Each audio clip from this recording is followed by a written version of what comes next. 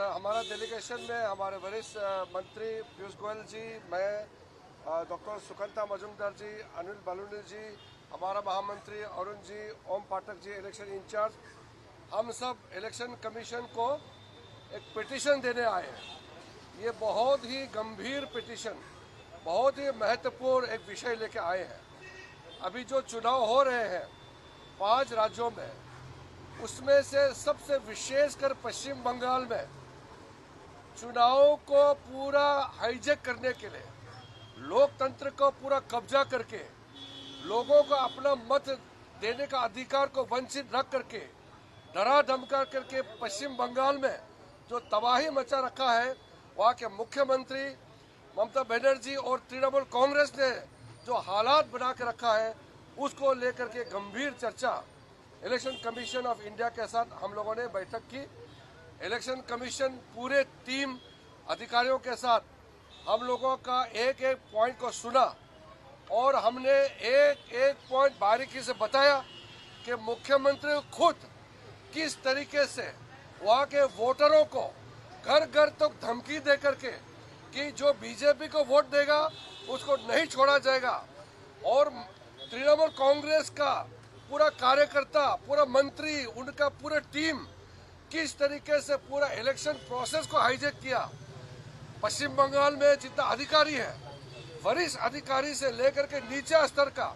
पूरा को तृणमूल का कांग्रेस वर्कर टाइप बना करके जो हाईजैक किया गया है, उसका चिंता व्यक्त करते हुए हमने डिटेल में कब कब ममता बनर्जी ने लोगों को धमकी दिया और उनके अधिकारियों को किस तरीके से धमकी कराया गया और लोगों को कैसे करके घर में अंदर जाकर के डराया गया है, धमकाया गया है, पूरा हम लोग विवरण हम लोग ने पिटीशन में लिखा है। और साथ साथ में इलेक्शन कमीशन को हम लोग ने दरखास्त किया है कि चुनाव फ्री एंड फेयर होना चाहिए। पिछली 3 इलेक्शन में तृणमूल ने जो दादागिरी करके चुनाव जीता है, इस बार ऐसा नहीं होना चाहिए, क्योंकि चुनाव लोगों का मर्जी से मतदान करने का एक अवसर है। ये लोकतंत्र में एक वोटर का अधिकार है, उसको कोई नहीं छीन सकता है। इसका सुनिश्चित इलेक्शन कमीशन को करना चाहिए, क्योंकि चुनाव का डेट घोषणा होने के बाद पूरा प्रोसेस, पूरा सिस्टम इलेक्शन कमीशन के कंट्रोल में आ जाता है। तो इलेक्शन कमीशन ये ध्यान रखना चाहिए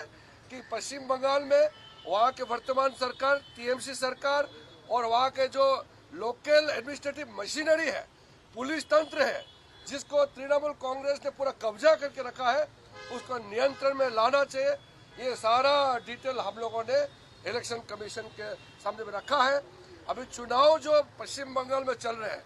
वहाँ जनता भयंकर तृणमूल का खिलाफ में आवाज उठा रहे हैं और डर के बौखलाहट में तृणमूल कांग्रेस और टीएमसी ने जैसे काम कर रहे हैं, ममता बनर्जी जैसे कर रहे हैं, वो से साफ पता चल रहा है कि टीएमसी हारने जा रही है। इसके लिए वो अब जबरदस्ती हाईजैक करना चाहता है। हम लोग ने दरखास्त किया, इलेक्शन कमीशन ने